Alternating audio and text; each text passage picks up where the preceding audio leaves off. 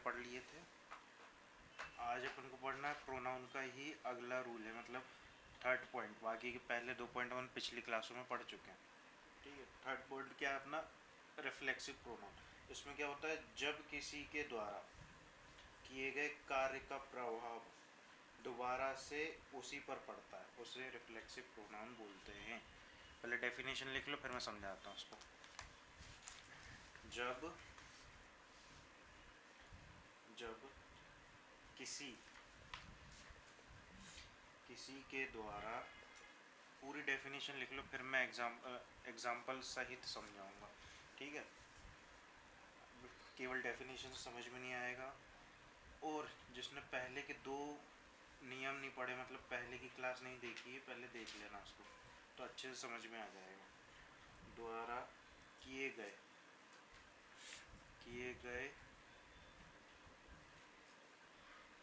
कार्य का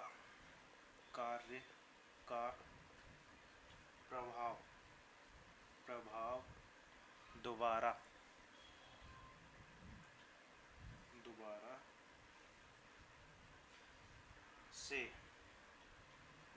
से किसी पर पड़ता है, किसी पर या खुद पर भी बोल सकते हैं, किसी पर पड़ता है,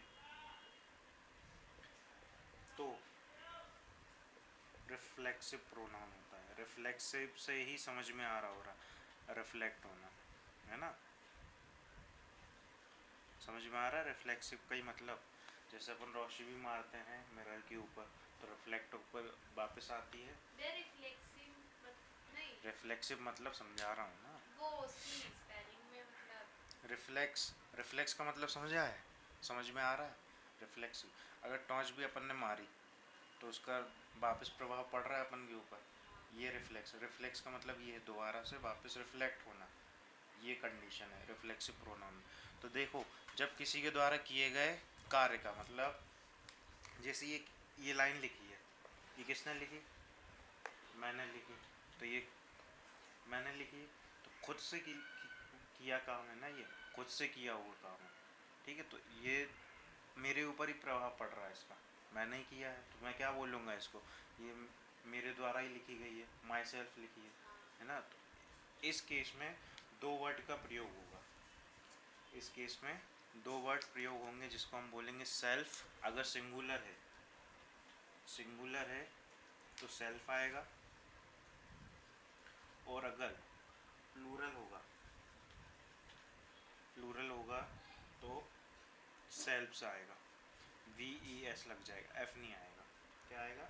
VES। ये बात समझ में आई? इतनी बात समझ। अपन ने पहले पढ़ा फर्स्ट पर्सन कौन होता है, सेकंड पर्सन कौन होता है, थर्ड पर्सन कौन होता है, पहले पढ़ चुके हैं।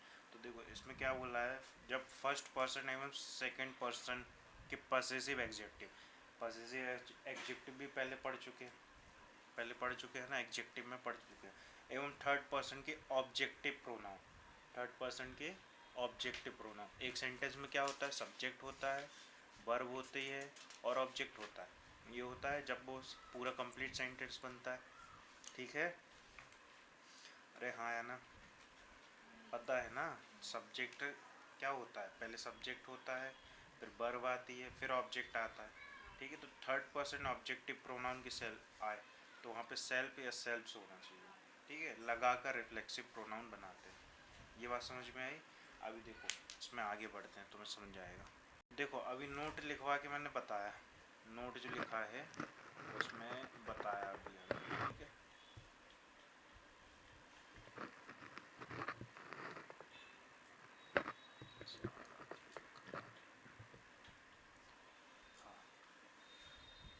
जो नोट लिखा ऊपर उसमें क्या लिखा है, फर्स्ट एवं सेकंड पर्सन के possessive adjective and third person के ऑब्जेक्टिव प्रोनाउन में कौन सा, सेल्फ और सेल्फ्स लगाकर उसको रिफ्लेक्सिव प्रोनाउन बनाते हैं। ये देखा? तो फर्स्ट पर्सन अपना क्या होता है, आई होता है। फर्स्ट पर्सन क्या होता है, आई होता है ना। जब उसको ऑब्जेक्टिव बनाना होता है तो माई करते हैं उसको, है ना? आई कहाँ आता है, पहले आता है, तो वो सब्जेक्टिव के तौर पे आता है, लेकिन उसको ऑब्जेक्ट बनाना होता है तो माई करना पड़ता है, पहले अपन ने पढ़ा है पिछली क्लासेस में। ठीक, तो देखो कहाँ, अभी बता रहा हूँ। देखो फर्स्ट पर्सन अपना क्या होता है, आई होता है, तो उसको क्या बनाना है, पॉजिटिव एडजेक्टिव बनाना है, रिफ्लेक्सिव प्रोनाउन बनाना है। तो उसमें क्या लगाएंगे, सेल्फ लगाएंगे। तो आई सेल्फ तो होगा नहीं, क्या होता है, माई सेल्फ होता है। क्या होता है, माई सेल्फ। आई सेल्फ गलत होगा, ठीक है। ऐसे सेकंड पर्सन जो होता है, और अगर उसको प्लूरल बनाना है, ये तो सिंगुलर पे हो गया माई सेल्फ, इसको प्लूरल बनाना है तो वो अवर सेल्फ होता है, मतलब खुद से, ठीक है। सेकंड पर्सन की बात हो तो सेकंड पर्सन कौन होता है, यू होता है।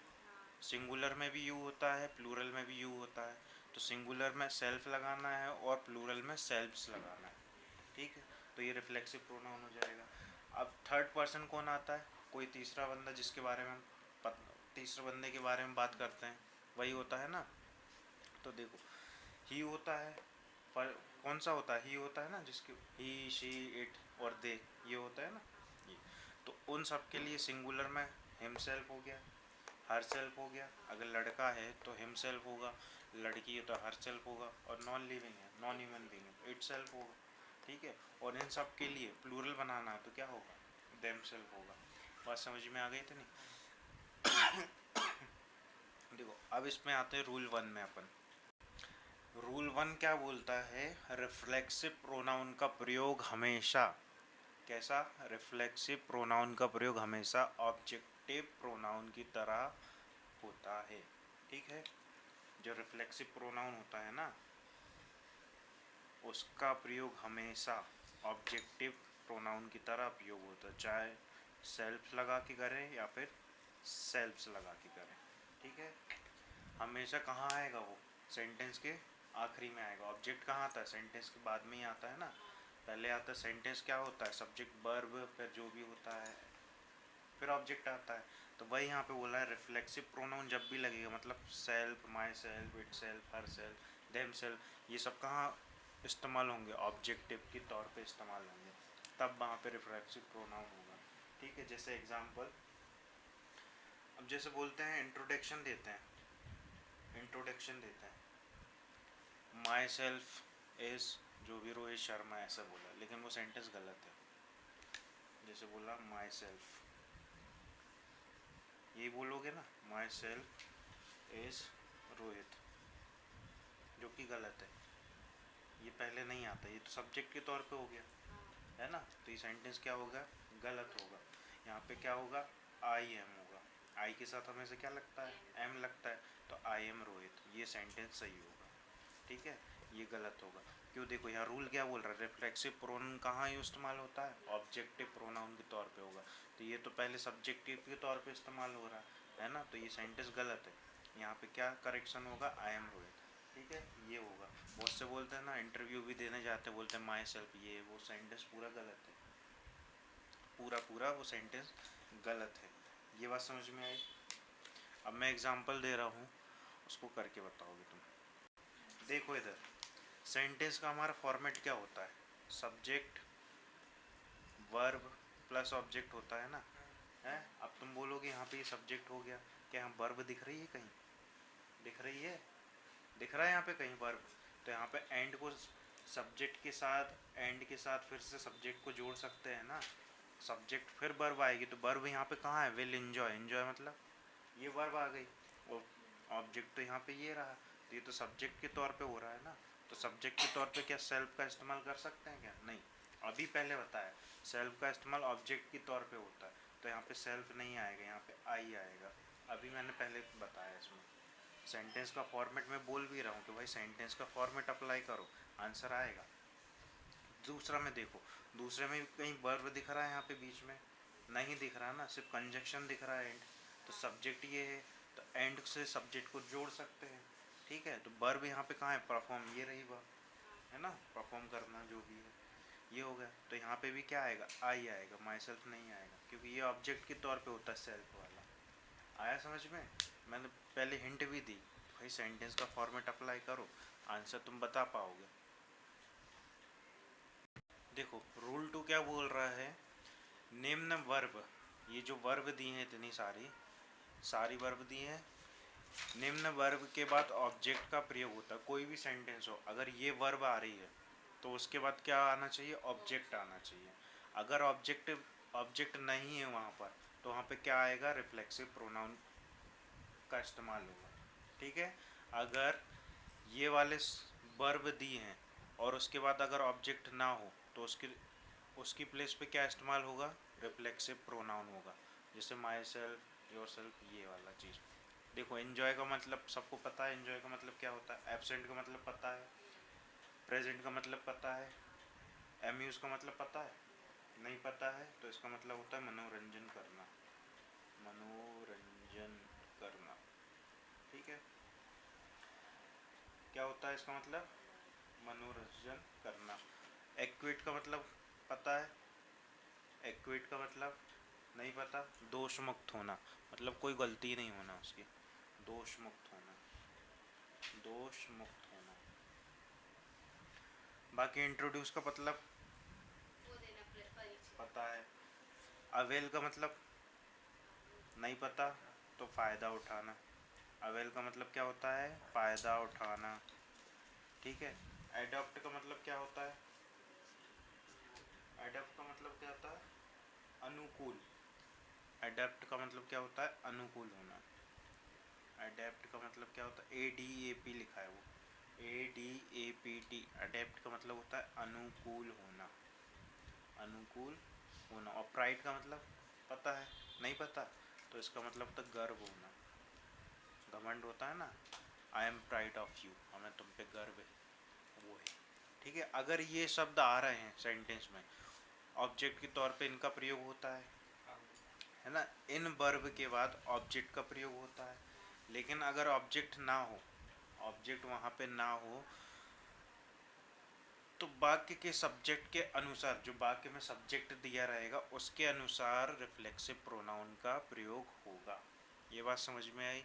अभी दो एग्जाम्पल दे रहा हूँ, उसमें पूरी बात क्लियर समझ में आएगी। ठीक है, खत्म करना। देखो अभी अपन ने पढ़ा, जो वर्ब अपन ने पढ़ी है कौन कौन सी, इंजॉयड है ना, उसके बाद क्या बोला, उसके बाद क्या आएगा, वर्ब आएगा। अगर वर्ब नहीं आया तो क्या प्रयोग होगा वहाँ पे, रिफ्लेक्सिव प्रोनाउन होगा। क्या होगा, रिफ्लेक्सिव प्रोनाउन। देखो फर्स्ट सेंटेंस में क्या है, अपना सेंटेंस क्या होता है, सब्जेक्ट होता है प्लस वर्ब होती है प्लस ऑब्जेक्ट होता है। तो देखो सब्जेक्ट तो आई है, आई के बाद इंजॉय, इंजॉय वर्ब है, तो वर्ब के बाद डायरेक्ट ये ऑब्जेक्ट आ रहा है, आ रहा है, तो इस सेंटेंस में कोई मिस्टेक नहीं है, ये सेंटेंस पूरा सही है। ठीक है, इस सेंटेंस में कोई मिस्टेक नहीं है, पूरा सेंटेंस सही है। अब दूसरा सेंटेंस देखो, यहाँ पे सब्जेक्ट है, यहाँ पे भी सब्जेक्ट है, दूसरा वर्ब है। अब तीसरा देखो, यहाँ पे ये प्रपोजिशन आ गया, क्या आ गया, प्रपोजिशन आ गया। तो इंजॉय के बाद क्या आना चाहिए था, ऑब्जेक्ट आना चाहिए था, लेकिन यहाँ पे प्रपोजिशन आ गया। ठीक है, तो यहाँ पे इन नहीं आना चाहिए था, तो यहाँ पे अगर इन भी रखना है, अगर अगर यहाँ पे इन भी रखना है, या तो इन हटा दो यहाँ से, या तो इन हटा दो तो सेंटेंस करेक्ट हो जाएगा। और अगर इन भी रखना है अपन को यहाँ पे, तो सेंटेंस का करेक्शन ये होगा, आई एन्जॉयड माई सेल्फ, खुद को, रिफ्लेक्सिव प्रोनाउन अपन ने क्या किया है ना, my self in the party last night, ये होगा। आया समझ में, दोनों चीज़ें आ गई। अगर प्रोपोजिशन हटाना है तो हटा दो, तो वो सेंटेंस भी करेक्ट है। लेकिन यहाँ पे वर्ब के बाद डायरेक्ट क्या आना चाहिए, ऑब्जेक्ट आना चाहिए, लेकिन ऑब्जेक्ट तो बाद में आ रहा प्रोपोजिशन के, तो उसकी जगह पे हम क्या करेंगे, रिफ्लेक्सिव आई। भाई मैंने, आई क्या है, आई फर्स्ट पर्सन है ना, तो अपन उसको खुद, अभी मैंने पूरी डेफिनेशन बताई थी थोड़ी देर पहले, रिफ्लेक्सिव प्रोनाउन होता क्या है। ठीक, पूरा समझाया था कि किसी कार्य को किया हुआ है ना, किसी भी कार्य को करा और दोबारा से, क्या पढ़ाया था उसमें पूरी डेफिनेशन में, किसी के भी द्वारा, चाहे तुम करो चाहे मैं करूँ, दोबारा से उसी के ऊपर उसका प्रभाव पड़े। अब जैसे ये काम मैंने किया, आई एन्जॉय, मैंने खुद को एंजॉय किया ना, खुद को एंजॉय किया कहाँ पे, in the party last night, पिछली रात। अगला पॉइंट अपना कौन सा है, डिस्ट्रीब्यूटिव प्रोनाउन। डिस्ट्रीब्यूटिव का मतलब समझ में आता है, सेपरेट, डिस्ट्रीब्यूट मतलब सेपरेट करना। तो यहाँ पे कौन कौन से वर्ड इस्तेमाल होते हैं, ईदर, नीदर, ये सब हम कहाँ पढ़ चुके हैं, सब्जेक्ट वर्ब एग्रीमेंट में। जो पहला चैप्टर हमारा था, कौन सा सब चैप्टर था? सब्जेक्ट वर्ब एग्रीमेंट, वहाँ पे हम पढ़ चुके हैं। तो यहाँ पे कौन कौन से वर्ड होते हैं इसमें? ईदर। ईदर किसके लिए इस्तेमाल होता है? दो लोगों के लिए, या तो ये या तो वो। आया समझ में? ईदर, नीदर, दोनों, मतलब ये सिर्फ दो लोगों के लिए होता है। ये हम पहले पढ़ चुके हैं पूरी कहानी। एनी या फिर एनी वन, है ना, पढ़ा है ना। नन मतलब कोई भी नहीं, और ईच हर एक, नहीं पढ़ा क्या पहले? हाँ, तो ये डिस्ट्रीब्यूटिव प्रोनाउन के वर्ड है, ठीक है। इसके बाद क्या आता है? ऑफ आएगा, ऑफ प्रपोजिशन इस्तेमाल होता है। फिर उसके बाद क्या आता है? प्लूरल। प्लूरल नाउन या प्रोनाउन होगा, क्या होगा? या तो प्लूरल नाउन होगा या तो प्रोनाउन होगा, प्लूरल होगा लेकिन, ठीक। और फिर उसके साथ क्या आती है? सिंगुलर वर्ब आती है। क्या आती है? सिंगुलर वर्ब आती है। ये सेंटेंस का स्ट्रक्चर होता है जब डिस्ट्रीब्यूटिव प्रोनाउन की बात होती है। Either, neither, any, anyone, none, each. इसके बाद क्या सेंटेंस होता है? इन वर्ड्स के बाद प्रपोजिशन का इस्तेमाल होता है, कौन से? ऑफ का। ऑफ के बाद क्या इस्तेमाल होता है? या तो प्लूरल ही हो गया, या तो नाउन आ सकता है या फिर प्रोनाउन आ सकता है, लेकिन वो क्या रहेगा? प्लूरल रहेगा। और वर्ब कौन सी आती है? सिंगुलर आती है। ये और बाकी इस चीज़ की कहानी हम पहले पढ़ चुके हैं सब्जेक्ट वर्ब एग्रीमेंट में। तो अब हम नेक्स्ट पॉइंट पढ़ेंगे डायरेक्टली, कौन सा? लास्ट पॉइंट है इस चैप्टर का प्रोनाउन का, जो कि है डेमोन्स्ट्रेटिव प्रोनाउन। इस चैप्टर का आखिरी पॉइंट बचा है अपना, कौन सा है ये? Demonstrative pronoun. तो ये इसमें होता क्या है एक्चुअली में? इसमें ये होगा कि इससे अपन को सेंटेंस में ये पता चलेगा किसी वस्तु के पास होने या दूर होने का पता चलेगा, है ना। जब सिंगुलर होगी और पास होगी तो उस चीज़ के लिए हम क्या वर्ड का इस्तेमाल करते हैं? जब दूर होगी और सिंगुलर होगी तो किस वर्ड का इस्तेमाल करते हैं? अगर प्लूरल है तो वो चीज़ अपने पास है तो वहाँ पे क्या इस्तेमाल होगा? और अगर वही प्लूरल चीज़ दूर है तो वहाँ पे क्या इस्तेमाल होगा? ये सब काहे में आता है? डेमोन्स्ट्रेटिव प्रोनाउन में आता है, ठीक है। तो इसकी डेफिनेशन लिख लो। ऐसे ऐसे प्रोनाउन, ऐसे प्रोनाउन जो पास या दूर के अर्थ को दर्शाते हैं, के अर्थ को दर्शाते हैं, वो डेमोन्स्ट्रेटिव प्रोनाउन कहलाता है, ठीक है। बात समझ में आई? तो इसमें क्या होता है? दिस होता है, क्या होता है? दिस होता है, डैट होता है, ये हमने बचपन में भी पढ़ा है। थर्ड फोर्थ में this is a cat, that is a ball, ऐसा पढ़ा है ना? याद आ गया? दिमाग की बत्ती जल गई? ठीक है। दीज, दोस, देखो अब यहाँ पे इनका हिंदी मतलब तो पता है? पता है कि लिख दूँ हिंदी मतलब का? इसका होता है यह है, इसका मतलब होता है ये, इसका मतलब होता है वह है, और इसका मतलब होता है वे या फिर वो, है ना, वो सब। तो ये किस लिए इस्तेमाल होता है? ये दोनों नियर के लिए। किसके इस्तेमाल होता है? नियर के लिए। ये दोनों किसके लिए इस्तेमाल होते हैं? दूर के लिए, फार के लिए, है ना। फारदर है, डिस्टेंस भी बोल सकते हैं, जो दूर हमसे वस्तु दूर है। और लेकिन ये दोनों किसके लिए इस्तेमाल होते हैं? सिंगुलर के लिए। किसके लिए? सिंगुलर के लिए। ये दोनों किसके लिए इस्तेमाल होते हैं? प्लूरल के लिए। ये बात समझ में आ गई क्या? जब कोई वस्तु हमारे पास है और सिंगुलर है तो किसका प्रयोग होगा? दिस का प्रयोग होगा। जैसे ये क्या है? पेन है, तो इसको क्या बोलेंगे? This is a pen. Marker बोलते हैं वैसे तो, मैं पेन बोल दिया, ठीक है।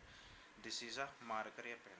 पास है, अगर मैं इसको यहाँ रख दूँ, दूर है, यहाँ पे कोई बंदा खड़ा है, यहाँ से वो बोलेगा ये क्या है, तो वो बोलेगा यहाँ से डेट इज़ अ पेन, ठीक है। फार के लिए किसका इस्तेमाल होता है? डेट का। नियर के लिए दिस का। लेकिन कब? जब सिंगुलर हो। सिंगुलर में दिस और डेट का इस्तेमाल होगा। दिस का इस्तेमाल होगा पास के लिए, डेट का इस्तेमाल होगा फार के लिए। दीस, दीस किसके लिए इस्तेमाल होगा? प्लूरल के लिए। दोस किसके लिए इस्तेमाल होगा? प्लूरल के लिए। लेकिन दीस कब होगा? जब पास होगी वस्तु। और ये किस लिए होगा? दूर के लिए। ये दोनों चीज़ किसके लिए हैं भाई? दूर के लिए। ये दोनों चीज़ किसके लिए हैं? पास के लिए हैं। और ये दोनों चीज़ किसके लिए हैं? सिंगुलर के लिए। ये दोनों चीज़ किसके लिए हैं? प्लूरल के लिए। ये बात समझ में आ गई? चैप्टर यहाँ पे समाप्त होने की कगार पे है। ठीक है, ये पता है ना सिंगुलर के लिए होता है। तो सिंगुलर है तो ये काइंड हो गया, ये टाइप हो गया, दिस टाइप, डेट टाइप, है ना। दिस और कौन सा? डेट है यहाँ पे, डेट टाइप। ये बात समझ में आई?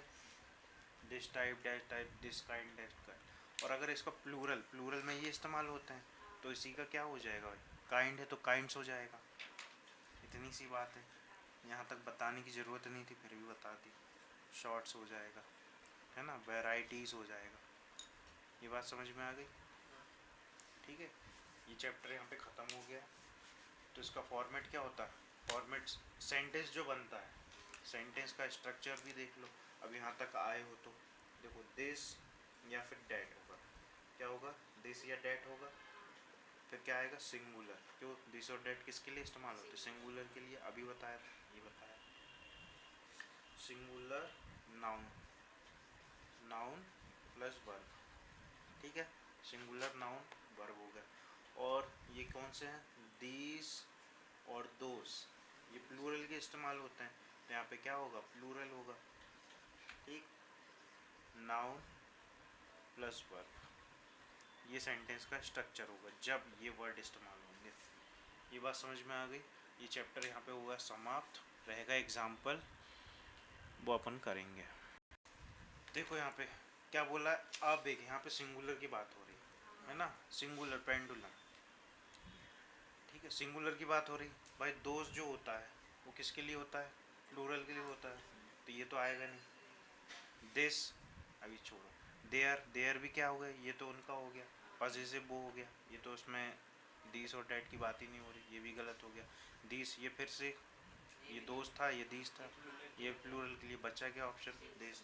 और दिस ऑप्शन यहाँ पे सही है ना, सिंगुलर के तौर पे इस्तेमाल होता है दिस। अब देखो यहाँ पे 3 ब्लैंक्स है, 1 2 3। तो सेंटेंस है, dash are the new trousers which dash uncle got for me. तो यहाँ पे क्या आएगा? पहले में दीस। ठीक है, यहाँ पे दीस है, यहाँ पे भी दीस है। ठीक है, दोनों में दीस दीस है। तो आप कौन सा ऑप्शन लगाओगे भाई? दीस। देखो अगर फर्स्ट ऑप्शन पे जाते हैं अपन, तो दीस यहाँ पे अपन ने रख दिया। Are the new trouser which my uncle. ठीक है, ठीक है, बिच माई अंकल। रुको, माई अंकल मतलब मेरे अंकल, गॉड फॉर अस, बात कौन कर रहा है? एक ही बंदा बात कर रहा है ना। तो वह क्या बोलेगा? मेरे लिए, खुद के लिए लाया है ना, हम सब के लिए तो लाया नहीं है। तो यहाँ पे वी तो होगा नहीं फिर, तो ये ऑप्शन गलत हो गया। ठीक है, इट हिज, अब इट तो वैसे ही नहीं आएगा यहाँ पे। देखो दिस, दिस आर, दिस के साथ आर क्या आएगा क्या? ये तो वैसे ही प्लूरल है ना, तो ये सिंगुलर पे आता है, तो ये वैसे ही गलत हो गया। बचा ऑप्शन ये। तो देखो, these are the new trousers, है ना, which my uncle got for me, मेरे लिए लेके आए। तो इसका ऑप्शन कौन सा हो गया? D option. Relative pronoun, relative pronoun में क्या होता है? ऐसे प्रोनाउन जो वाक्य के भागों के बीच संबंध दर्शाते हैं। ऐसे क्या होता है रिलेटिव प्रोनाउन? ऐसे वाक्य, ऐसे वाक्य नहीं, प्रोनाउन, ऐसे प्रोनाउन जो वाक्य के भागों को, भाग मतलब समझ में आ रहा है? हिस्से। सेंटेंस में कितने हिस्से? 2 हिस्से होते हैं, 3 हिस्से होते हैं ना, होते हैं। भागों के बीच, भागों के बीच संबंध दर्शाते हैं, वो रिलेटिव प्रोनाउन होते हैं। क्या होते हैं? दर्शाते हैं, वह रिलेटिव प्रोनाउन होते हैं, प्रोनाउन होते हैं। ठीक है, ये बात समझ में आ गई? तो प्रोनाउन कौन कौन से होंगे जो रिलेशन बताएंगे? रिलेटिव का मतलब ही समझ में आ रहा है, रिलेशन से मतलब है। तो कौन कौन से वो प्रोनाउन होंगे? हु होगा, whom, which ये लिख लो पहले, फिर मैं समझा रहा हूँ पूरा। डेट, whose, when और where, ये वाले प्रोनाउन आएंगे तो इनसे रिलेशन का पता चलेगा। ठीक है, देखो ये पहले के दो प्रोनाउन हैं जो ये किसके लिए इस्तेमाल होते हैं? ह्यूमन बींग्स के लिए। किसके लिए होते हैं? ह्यूमन बींग के लिए इस्तेमाल होते हैं। फिर दूसरा है ये तीसरा, विच, किसके लिए इस्तेमाल होता है? विच, नॉन ह्यूमन बींग के लिए। किसके लिए? बोलते जाओ यार, नॉन ह्यूमन बींग्स। ठीक है, डेट किसके लिए इस्तेमाल होता है? डेट किसके लिए इस्तेमाल होता है? डेट होगा ह्यूमन बींग प्लस प्लांट्स के लिए। देखो ह्यूमन बींग के साथ प्लांट आ रहे हो तो डेट का इस्तेमाल होगा। अगर ह्यूमन बींग के साथ एनिमल आ रहा हो, है ना, एनिमल आ रहे हो तो भी किसका इस्तेमाल होगा? डेट का। ये बात समझ में आई? ह्यूमन बींग्स के साथ प्लांट आ रहा हो तो डेट का इस्तेमाल होगा, और ह्यूमन बींग के साथ एनिमल आ रहा हो तो भी किसका इस्तेमाल होगा? डेट का इस्तेमाल होगा। अब हुज की बात होती है। हुज, हुज किस लिए होगा? पॉसेसिव के लिए, अधिकार के लिए। हुज मतलब जिसका, है ना, जिसका या जिनका, जो भी है। पॉसेसिव अधिकार के लिए। पॉसेसिव अपन पढ़ चुके हैं पहले, क्या होता है पॉसेसिव, है ना। वैन कहाँ होगा? वैन किसके लिए इस्तेमाल होता है भाई? समय के लिए, कब, जब, है ना, टाइम दर्शाने के लिए, समय के लिए। और वेयर, वेयर किस लिए इस्तेमाल होगा? प्लेस के लिए, जगह के लिए, है ना, किस जगह पे। ये बात समझ में आई? और नॉन ह्यूमन बींग में क्या क्या आ सकते हैं? देखो अब यहाँ पे तो नॉन ह्यूमन बींग की बात हो गई, तो ये किसके लिए इस्तेमाल होगा? तो ये इस्तेमाल होगा किसके लिए? प्लांट। प्लांट हो सकता है, क्या ह्यूमन बींग है क्या प्लांट? नहीं। एनिमल और नॉन लिविंग थिंग्स। किसके लिए? Non living things. इन सब के लिए किसका इस्तेमाल होगा? विच का इस्तेमाल होगा। ये बात समझ में आई? ठीक है, तो पहली कंडीशन ये, इतना लिख लो पहले, फिर मैं बताता हूँ। तो देखो पहले अपने पास क्या है? हु और हुम। कौन सा है? हु और हुम। ठीक है, ये दो वर्ड है। किसके लिए इस्तेमाल होते हैं? ह्यूमन बींग के लिए, इंसानों के लिए। इंसानों के लिए इस्तेमाल होता है ना, दोनों वर्ड इंसानों के लिए इस्तेमाल होता है। लेकिन हु किसके लिए इस्तेमाल होता है? ये सब्जेक्टिव केस पे इस्तेमाल होता है। ये कहाँ होता है? सब्जेक्टिव, मतलब सेंटेंस के पहले। यह कहाँ इस्तेमाल होता है? सब्जेक्टिव, सब्जेक्टिव केस की तरह इस्तेमाल होता है।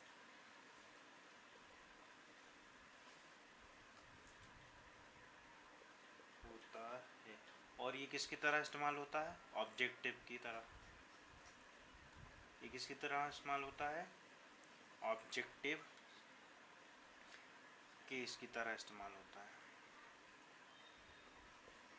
तरह प्रयोग होता है। ये बात समझ में आई? हु और हुम का क्या अंतर है?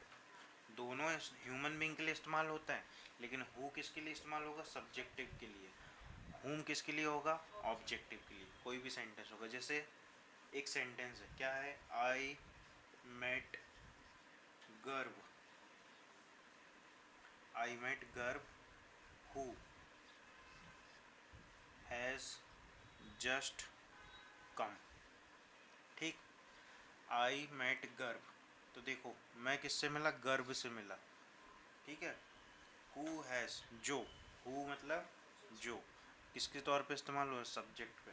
मैं किससे मिला? आई मेट गर्व हु, ये सब्जेक्ट पे। तो हैज़, हैज़ ये वर्ब आ गई, वर्ब के पहले ही आता है ना सब्जेक्ट, तो इस सब्जेक्ट के तौर पे इस्तेमाल हुआ है ये, यहाँ पे हु आया। ठीक है, ये बात समझ में आ गई? अब जैसे दूसरा बोला मैंने, आई मेट गर्व, छोड़ो, ये बात समझ में आ गई? इतनी चैप्टर खत्म करना है। तीसरा वर्ड कौन सा है? विच। इसका प्रयोग, इसका प्रयोग कहाँ होगा? तो इसका प्रयोग नॉन ह्यूमन बीइंग के लिए होगा। यही लिखवाया था अभी ऊपर, नॉन ह्यूमन बीइंग के लिए इस्तेमाल होगा। मतलब जो इंसान ना हो, इंसानों को छोड़कर। किसको?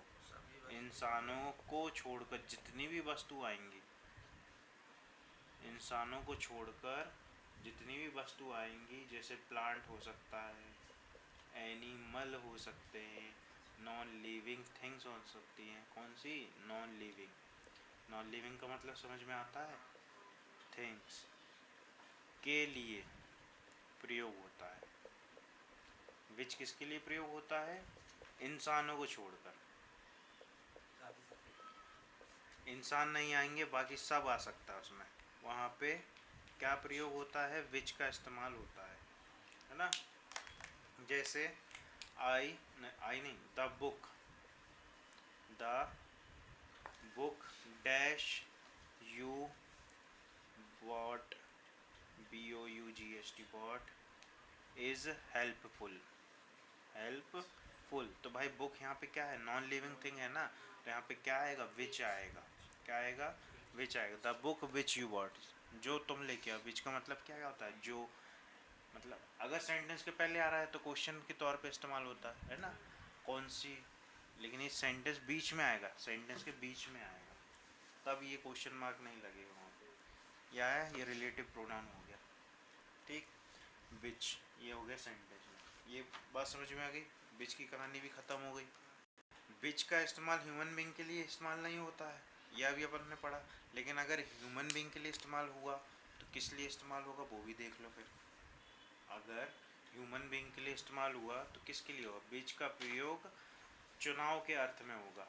चुनाव के अर्थ में ह्यूमन बींग के लिए भी होता है, ये भी लिख लो। ये बात तो लिख ली कि वो भाई सिर्फ इंसानों को छोड़ के सबके लिए होता है। अगर वही इंसानों के बीच में आ जाए, इंसानों के लिए भी आ जाए, तो कब होगा? जब उनमें चुनाव करना हो, है ना, चॉइस के तौर पे। ठीक है, चॉइस पे विच का प्रयोग नोट डाल के लिख लेना ना, नोट डाल के लिख लेना। वैसे तो ह्यूमन बींग के लिए नहीं होता है विच का प्रयोग। अगर इंसानों के लिए होगा तो किस तौर पे होगा? प्रयोग चुनाव, चॉइस के लिए, है ना। चुनाव के अर्थ में ह्यूमन बींग्स, कौन सा बींग्स? ह्यूमन बींग्स के लिए भी होता है, के लिए भी होता है। कब, कौन सी कंडीशन लगेगी? जब चूज की बात होगी, है ना, इलेक्शन की बात, मतलब चूज करने की बात होगी, चुनाव करने की बात होगी, तब इस्तेमाल होगा विच का लिविंग उसके साथ, ह्यूमन बींग्स के साथ। अदरवाइज नहीं होगा।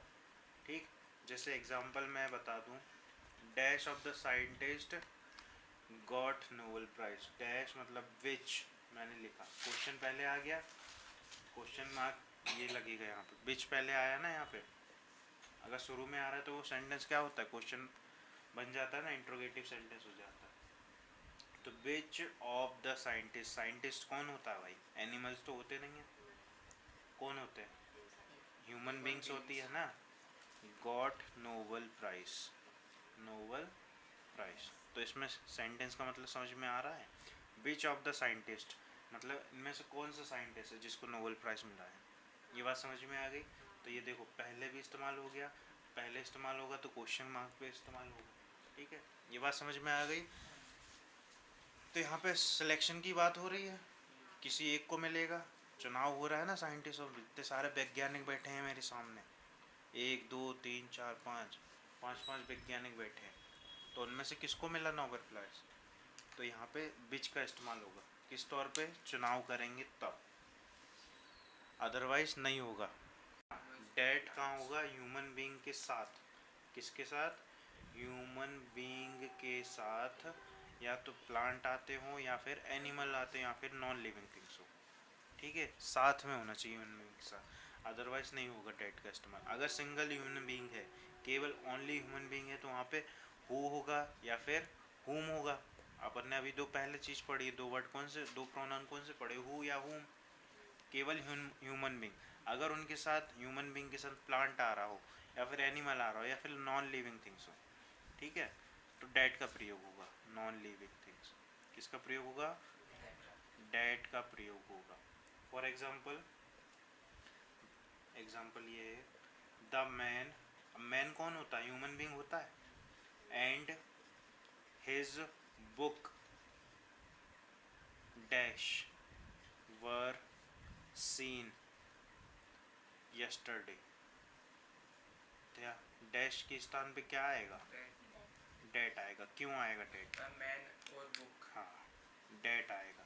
रीजन, मैन क्या हो गया? ह्यूमन बीइंग हो गया। बुक क्या हो गई? Non living thing. तो मैन के साथ क्या आ गया? Non living thing. ये अपन ने अभी ऊपर पढ़ा।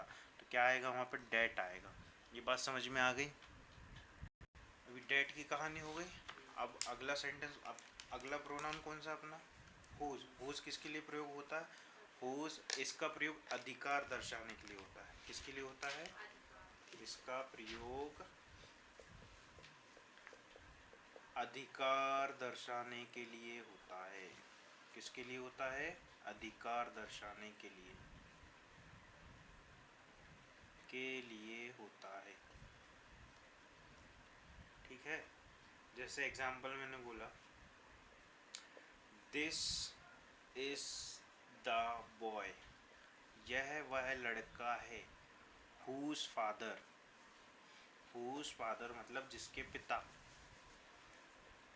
Whose father lives in London. ठीक है, ये बात समझ में आई? किसके पिता? लड़के के। किसके पिता? लड़के के। तो इसका अधिकार, लड़के का अधिकार है ना उसके पिता पर। और किसी का अधिकार होगा क्या? नहीं होगा। तो लड़के का अधिकार, तो यहाँ पे क्या आ रहा है? लड़के के पिता की बात हो रही। तो हुज फादर, जिसके पिता। किसके? लड़के के पिता। ठीक है, ये भी कहानी खत्म हो गई। हुज का वर्ड भी समझ में आ गया। अगला सेंटेंस अपना क्या होगा? वेयर का। हुज की कहानी समझ में आ गई। अब अगली बारी किसकी है? वेयर की। वेयर किस लिए इस्तेमाल होता है वो देख लो अब। वेयर किसके लिए इस्तेमाल होता है? लिखा है वहाँ पे। क्या लिखा है? प्लेस के लिए, है ना। हिंदी में बोले तो जगह दर्शाने के लिए इस्तेमाल होता है। अगर क्वेश्चन भी तुम किसी से पूछो तो बोलोगे वेयर आर यू गोइंग, तो यहाँ पे वेयर का इस्तेमाल हुआ है। ठीक है, अब देखो एग्जाम्पल यहाँ पे वेयर कहाँ पे इस्तेमाल होता है? प्लेस की जगह, जगह दर्शाने के लिए इस्तेमाल होता है। जैसे एग्जाम्पल है, this is the house, this is the house dash I was born. ये बात समझ में आई? यह वह घर है जहाँ मेरा जन्म हुआ। हाउस, वेयर, तो यहाँ क्या आएगा भाई? वेयर। जगह की बात हो गई ना। यह वह घर है जहाँ मेरा जन्म हुआ। आया, प्लेस की बात हो गई ना यहाँ पे। तो वेयर कहाँ आ गया? जगह के तौर पे आ गया। अब अगला वर्ड कौन सा बचा अपने पास? टाइम के लिए भी यूज होता है। किसके लिए? टाइम के लिए। टाइम के लिए। टाइम के लिए व्हेन होता है ना। अब वही मैं बता रहा हूँ। वो उसका ही तो अब वेयर की भी बात हो गई। अब अगला प्रोनाउन अपने पास क्या है? व्हेन। व्हेन किस लिए इस्तेमाल होता है? समय के लिए, है ना। समय, समय दर्शाने के लिए। किसके लिए? समय दर्शाने के लिए। ये वो वाला समय नहीं कि 2 बज रहे हैं, 8:30 बज गए हैं, ये वो वाला समय नहीं है। देखो ये है, जैसे एग्जाम्पल देख लो, ये वह है व्हेन इट वॉज मंडे। क्या था? मंडे था। It was Monday dash I was warned, was warned. उस दिन क्या था? मंडे था, जिस दिन मेरा जन्म हुआ था। तो यहाँ पर क्या आएगा? व्हेन, जब। व्हेन का मतलब जब। इट वॉज मंडे, यहाँ क्या लिखा है? वॉज लिखा है। भाई जल्दी जल्दी में लिख रहे हैं तो राइटिंग ना समझ में आए तो आवाज़ को सुनते रहना, तो उससे समझ में आ जाएगा। ठीक, ये बात ख़त्म हो गई। तो यहाँ से चैप्टर भी ख़त्म हो गया। बधाई हो, चैप्टर ख़त्म हो गया। अगले शनिवार को, कब? अगले शनिवार को अपना नया चैप्टर होगा। कौन सा चालू? एडजेक्टिव, जो अभी तक नहीं पढ़ा। ठीक है।